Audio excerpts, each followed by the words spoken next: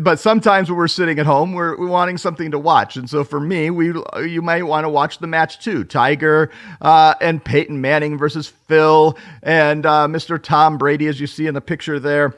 What we look at here is, gentlemen, did you watch it? And I'll tell you for myself, I tried to watch it. So we're sitting out poolside. I had rolled out a 50-inch TV, set in the shade, created a little shade box for it. Was wanting to watch it a little bit, but I had all my kids out there. I could convince Cam that it was cool because he's gotten big. My oldest son. The others weren't so. This is golf. It's going to be boring. And I'm going to be honest.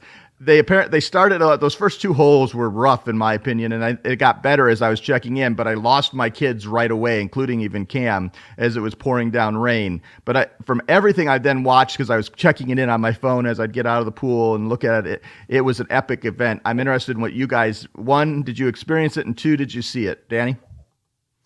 Well, of course, I watched it. It was. I think Peyton Manning made the thing, right? I mean, he is so funny and probably one of the best smack talkers, along with Phil, that was on that show. But you could see Tom Brady kind of getting out of his comfort zone a little bit there at the end, and started doing it. Made some really cool shots. I mean, he knocked one in from the fairway as Charles Barkley's talking smack to him.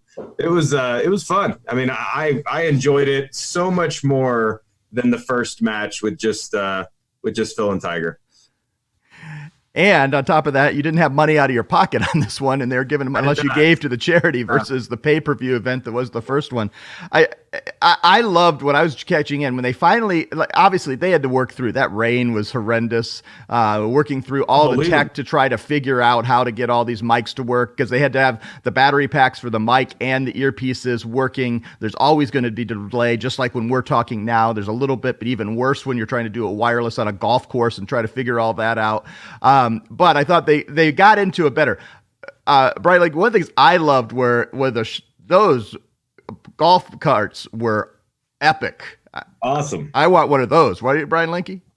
Absolutely. No. I think Peyton Manning made the thing, but a close second I thought was Charles Barkley. I thought he added a lot to it. I think you're going to start seeing more of that too. I think that was like a part of the entertainment, for the whole thing. What Peyton. I think Peyton Manning and Tiger, the two of them wore shorts out there, right? And I just thought it was just a relaxed thing. I thought it was cool to watch.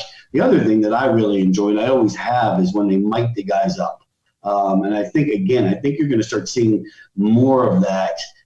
In all sports, just because I think people like to. I remember when ESPN first started doing it, like on their clips, and I would always, pay attention, just because I don't know. I just find it interesting just to like listen to guys out on when they're out on the field, like in baseball when the umpires are talking to the players and things like that. So those were those kinds of things. I saw Barkley and the mic'd up thing. I thought made it.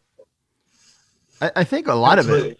Of it, like Janice was saying, the celebrities calling in was just an awesome experience. Like you get all those guys just calling in. Russell Wilson, you saw the challenges and the bets and the barbing. Hey, Tom, I'll give you $100,000 if you can make a par in the front nine.